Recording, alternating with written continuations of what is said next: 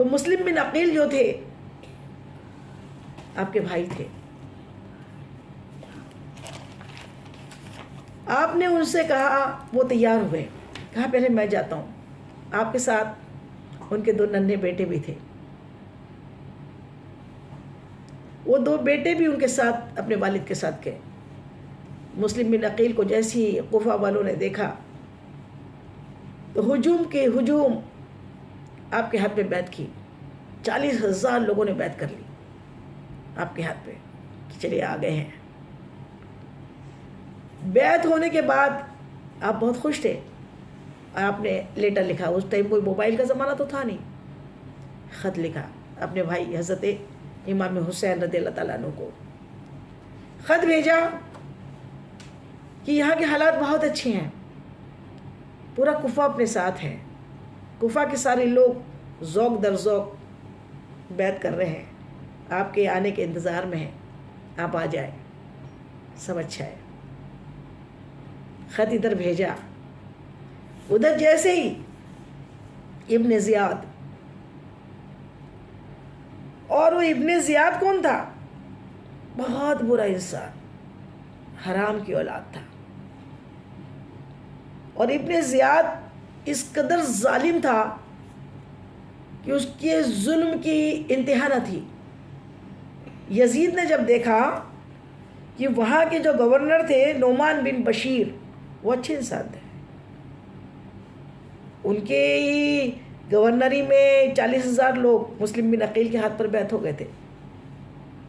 جب اسے خبر ملی کہ نعمان بن بشیر کے رہتے میں 40,000 کوفہ والے امام حسین کے ہو گئے ہیں، مطلب مسلم بن عقیل کے ہو گئے، مطلب امام حسین کے ہو گئے، تو اس نے فوراً گورنر کے رہتے ہوئے ابن زیاد کو، عبید اللہ ابن زیاد کو وہاں پر گورنر بنا کے بھیج دیا، اور انہیں کہا کہ ان کو واپس بھیجو وہاں سے، نعمان بن بشیر کو. اور ابن زیاد وہاں پہ مسلط ہو گیا. وہ اتنا ظالم کہ اس نے پورے پہرے بٹھا دیے اور اعلان کر دیا جو بھی حسین کا ہوگا، جو بھی مسلم بن عقیل کے ہاتھ میں بیعت کرے گا اور جو بھی ان کا ہوگا وہ قتل کر دیا جائے گا. اب جان کی باری آ گئی. لوگوں کو اپنی جان سے زیادہ ایمان ہونا چاہیے. ادھر خط روانہ ہو چکا تھا کہ معاملہ بہت اچھا ہے امام حسین کو، اور ادھر ابن زیاد پہنچ گیا اور اس نے ظلم شروع کیے. اور اس نے ظلم یہ کیا کہ مسلم بن عقیل کو شہید کر دیا.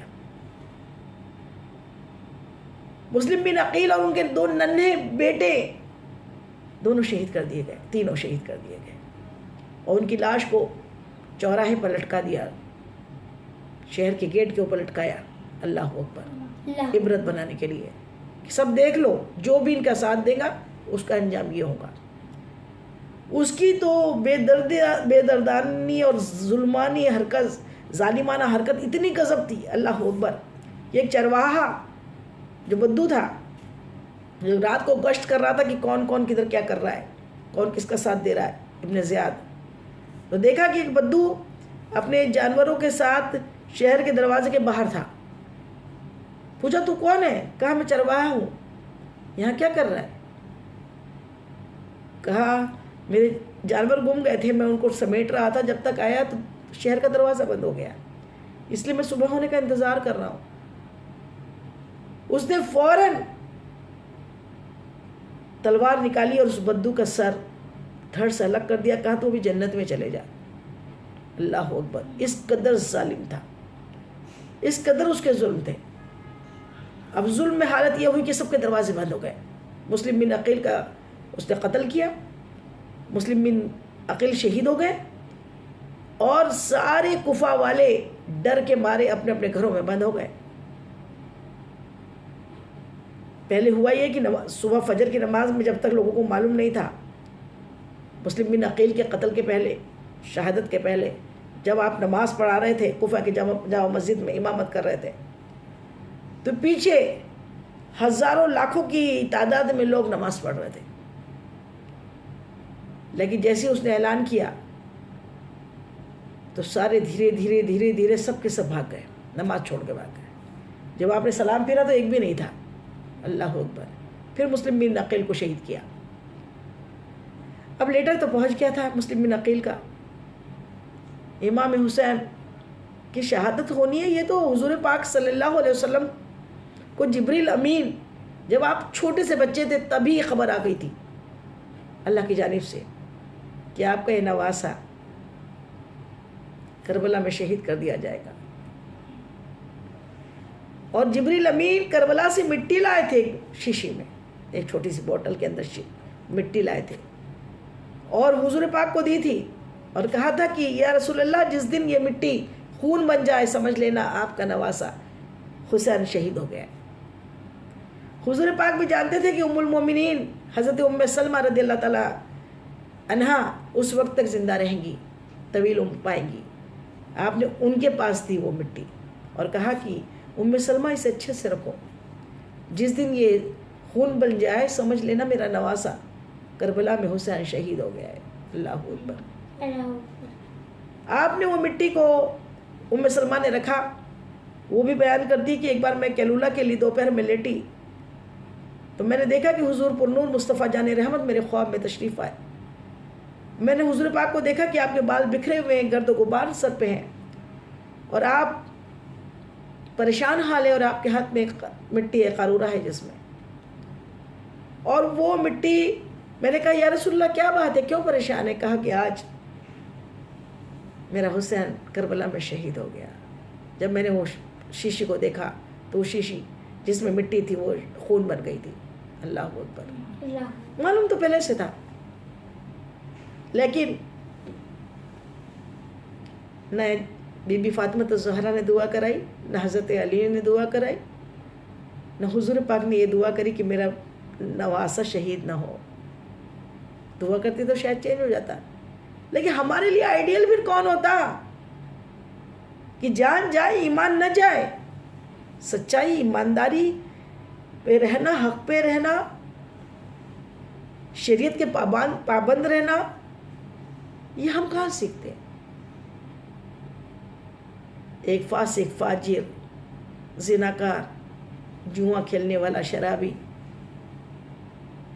یزید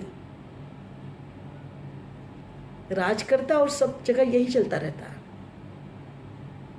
یہ ہمیں درس دینا تھا کہ اسلام زندہ ہوتا ہے ہر کربلا کے بعد۔ اسلام اتنی آسانی سے نہیں آ گیا ہے، ایسا بڑا امتحان دیا ہے ہمارے آقا کے گھر والوں نے۔ ہمارے آقا نے پتھر کھائے اس اسلام کے لیے، شکم پہ پتھر باندھے، کیا کیا تکلیفیں برداشت نہیں کی۔ آج نماز پڑھنا نہیں ہوتا، سر دکھ رہا ہے تو نماز نہیں پڑھتے۔ پیارے آقا مصطفیٰ جان رحمت کے نواسے امام حسین کو تو معلوم ہی تھا نا، آپ کی شہادت ہی آپ کو کھینچ کے لے جا رہی تھی۔ اب وہاں سے ہم نکلے، کوئی لڑنے کا پرپس نہیں تھا۔ منافق کہتے ہیں کہ لڑنے گئے تھے، کوئی خلافت کی جنگ تھی، ایسا کچھ نہیں تھا۔ اپنے ایمان کو بچانے کے لیے نکلے تھے، ایمان کے لیے جان دی ہے اور ہمیشہ کے لیے زندہ ہو گئے، جن کے بارے میں قرآن پاک میں اللہ تعالیٰ ارشاد فرماتا ہے شہید کو مردہ نہ کہو، جو اللہ کی راہ پہ قتل کیے جائے انہیں مردہ نہ کہو، بلکہ وہ اپنی اپنی قبروں میں زندہ ہے اور ہم انہیں رزق دیتے ہیں، تم نہیں جانتے، تم نہیں جانتے۔ اللہ کی راہ میں قتل ہونے والا ہمیشہ کے لیے زندہ و جاوید ہو جاتا ہے، اور ہم زندہ جاوید کا ماتم نہیں کرتے، وہ تو زندہ ہے۔ ایک مرتبہ صحابی رسول اپنے گھر سے اپنی امی سے اجازت لے کے حضور مصطفیٰ جان رحمت کے پاس نماز پڑھنے کے لیے پہنچے مسجد نبوی میں، بہت دور سے آئے تھے۔ ایک نماز کے لیے اپنی ماں سے اجازت لی، امی میں ایک نماز پڑھ کے آتا ہوں مغرب کی۔ ماں نے کہا کہ دیکھو جا رہے ہو نا، جا رہے ہو تو کیا کرنا، اپنے لیے اور میرے لیے بخشش کی دعا کرا لینا رسول اللہ سے. اپنے لیے اور میرے لیے بخشش کی دعا کرا لینا, بخشوا لینا, حضور پاک سے دعا کروا لینا. آپ پہنچے, مغرب نماز پڑھی, بات کرنے کی ہمتیں نہیں ہوئی. پھر حضور پاک بھی اپنے ورد وظائف میں, نماز اوابین میں اور اس میں لگ گئے. پھر عشاء کا وقت ہو گیا. کہتے میں انتظار ہی کرتا رہا, کیسی بات کروں, اب بولا ہی نہیں ہوں, امی کا پیغام ہی نہیں پہنچایا ہے, تو پھر کیسے چلے جاؤں گھر بھی. اجازت تو ایک ہی نماز کی لی تھی, لیکن دعا بھی تو کرانی تھی, اس لیے میں عشاء میں بھی شریک ہو گیا, عشاء میں بھی وہیں رہ گیا. عشاء کی نماز پڑھنے کے بعد میں حضور پاک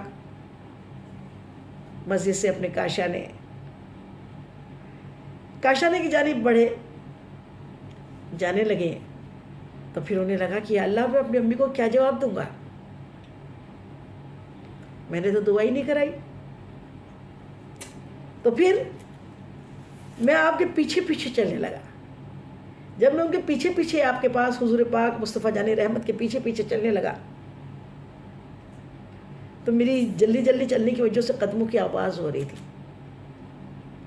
پیارے آقا ارشاد فرماتے, کون ہے میرے پیچھے؟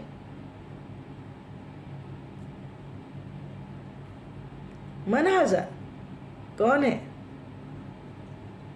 حارث تو نہیں. آپ نے کہا یا رسول اللہ میں ہی ہوں. کہا کیا بات ہے؟ اور بنا مدعا بتائے میرے آقا ارشاد فرماتے, اللہ تجھے اور تیری ماں کو بخش دے, تجھے اور تیری ماں کو بخش دے, گناہوں کو بخش دے. سبحان اللہ سبحان اللہ. کہتے مدعا تو یہی تھا, سوال تو میرا یہی تھا کہ میں جس چیز کے لیے آ رہا تھا بولے میں نہیں, بات پوری ہو گئی. پھر آقا کریم صلی اللہ علیہ وسلم نے وہ صحابی رسول کا نام لے کے آپ ارشاد فرماتے ہیں, سنو, آج ایک فرشتہ میرے پاس آیا جو دنیا میں پہلی بار آیا ہے. آج ایک فرشتہ میرے پاس آیا جو دنیا میں پہلی بار آیا ہے, میرے پاس پہلی بار آیا. اس کے پہلے وہ دنیا میں کبھی نہیں آیا, آج وہ پہلی بار آیا. اللہ نے اس کو پہلی بار بھیجا 2 کام کے لیے, ایک تو خوشخبری دے اور ایک مجھے سلام کرنے کو آیا ہے. سبحان اللہ. خود گنبد خضرا پہ حضور پاک صلی اللہ علیہ وسلم کے روضے مبارک پہ روز 70,000 فرشتے آسمان سے نازل ہوتے ہیں. جب سے دنیا بنی ہے, جب سے آقا کریم صلی اللہ علیہ وسلم وہاں پر ہیں, 70,000 فرشتے روز آتے ہیں اور گنبد خضرا کا طواف کرتے ہیں. اور کسی بھی فرشتے کو ڈبل چانس نہیں ملتا, بس ایک بار. ہم کتنے خوش قسمت ہیں کہ جو بار بار بلائے جاتے ہیں. پیارے آقا فرماتے ہیں, اے حارثہ سنو, آج پہلی بار وہ فرشتہ آیا, اس کے پہلے کبھی نہیں آیا. وہ 2 ہی کام کو آیا, ایک یہ کہ وہ مجھ کو سلام کرنے آیا, اور دوسرا اللہ نے خوشخبری بھیجی. خوشخبری یہ تھی کہ یا محمد صلی اللہ علیہ وسلم, یا رسول اللہ, آپ کی بیٹی جناب سیدہ بی فاطمہ الزہرا جنت میں عورتوں کی سردار ہوں گی. یہ خوشخبری. اور دوسرے آپ کے نواسے امام حسن اور حسین جنت میں نوجوانوں کے سردار ہوں گے. سبحان اللہ سبحان اللہ. یہ خوشخبری لے کے وہ آیا ہے. سبحان اللہ. جس کی دنیا میں ہی جس کی جنت کی خوشخبری آ جائے, ان کی باقی کیا بولے, ان کی کیا فضائل ہے. خاتون جنت اور خاتون جنت کے دونوں بیٹے نوجوانے جنت کے سردار. سبحان اللہ سبحان اللہ. تو جب امام حسین اپنے گھر والوں کے ساتھ کربلا کی جانب نکلے, معلوم نہیں تھا کہاں جا رہے, کوفہ کے لیے جا رہے تھے نا, لیکن ہوا کیا, کوفہ جا رہے تھے. راستے میں فرزق نام کا شاعر ملا جو عرب کا بڑا مشہور شاعر تھا, وہ کوفہ سے آ رہا تھا. سلام ہوا, اس نے امام حسین کو پہچانتا تھا, سلام کیا, کہا کوفہ میں کیا حال ہے, کہا دل آپ کے ساتھ ہے اور تلوار ابو امیہ کے ساتھ، تلواریں آپ کے ساتھ نہیں ہے. سمجھ گئے اور بتایا کہ مسلم بن عقیل شہید کر دیے گئے ہیں. لیکن ہم نکل چکے تھے. راستے میں تھوڑا آگے بڑھے تو حر بن یزید، یہ 1000 کا لشکر لے کے یزیدی سپہ سالار بن کر، آپ کو جب یزید کو خبر ملی تو آپ کو روکنے کے لیے حر بن یزید کو بھیجا کہ وہ ان اہل بیت اطہار کے اس قافلے کو روکے اور ادھر کوفہ نہیں آنے دے. تو جہاں رات میں خیمے گاڑ کے قیام کر رہے تھے، حر بن یزید وہاں پہ اپنے لشکر کے ساتھ پہنچا. اس کے پاس پانی نہیں تھا، تو اس نے انہی سے جن کو روکنے کے لیے وہ آیا تھا انہی سے پانی مانگا. یہ ایسے ہوتے ہیں محمد کے گھرانے والے کہ جن کے لیے قرآن پاک میں اللہ تعالیٰ نے آیت نازل فرمائی. یہ وہ ہے جو یتیم کو، مسکین کو اور عاصی کو خود بھوکے رہ کے کھانا کھلاتے ہیں. اللہ نے ان کی تعریف قرآن پاک میں کی اور اس کا بدلہ ان سے نہیں چاہتے جن سے کھانا کھلاتے ہیں. ان سے کہتے ہیں تمہاری دعا کی ہو، کسی شکریہ کی کوئی ضرورت نہیں ہے. ہم نے تو اس دن کے لیے اللہ کو راضی کرنے کے لیے کھلایا ہے. کہ ہوا یہ کہ امام حسن حسین یہ حسنین کریمین چھوٹے تھے نا، بیمار ہو گئے. ایک مرتبہ بیمار ہو گئے تو جناب سیدہ بی فاطمہ الزہرا اور حضرت علی کرم اللہ وجہ اور آپ کی جو کنیز تھی حضرت فضہ، انہوں نے منت کر لی کہ جب اچھے ہو جائیں گے تو 3 روزے ہم رکھیں گے شکرانے کے. جب اچھے ہوئے تو اب حضرت علی کہیں سے جو مزدوری کر کے لے کر آئے. آج افطاری میں تو ہم کو ایک سے ایک چیزیں ہونا. یہ منت کے روزے تھے، چونکہ امام حسن حسین بھی صحتیاب ہو گئے تھے تو انہوں نے بھی روزے رکھے.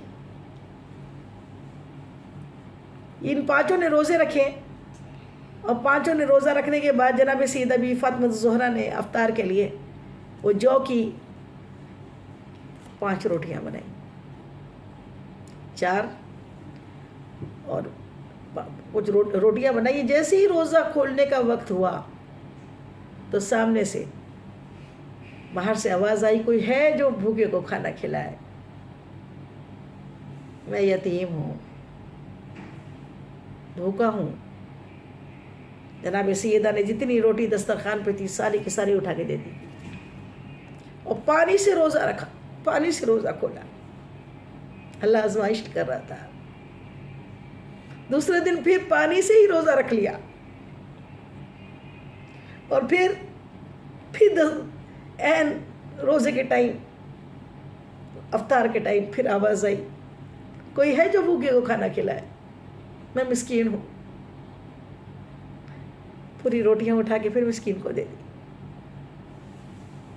پھر پانی سے روزہ افطارا، پھر تیسرا روزہ پانی سے ہی رکھا، پھر روٹیاں اٹھا کے پھر آواز آئی میں عاصی ہوں، مجھ کو دے دو. پوری روٹیاں اٹھا کے دے دی.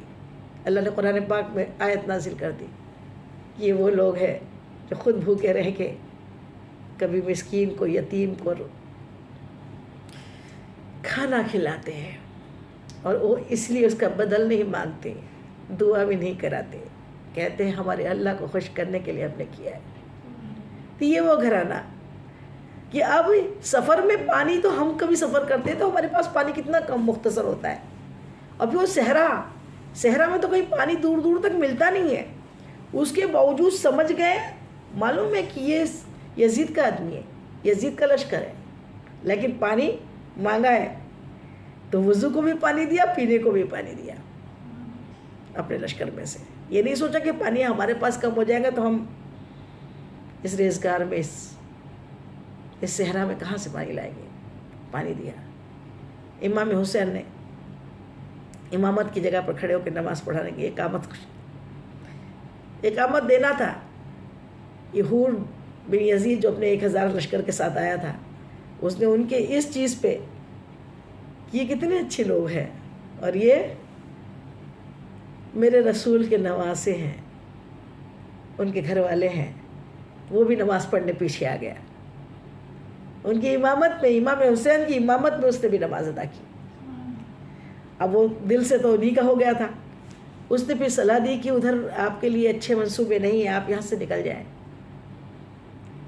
واپس چلے جائیں، کیونکہ وہاں پہ تو یزید ابن زیاد خون کا پیاسا بن کے بیٹھا ہوا ہے.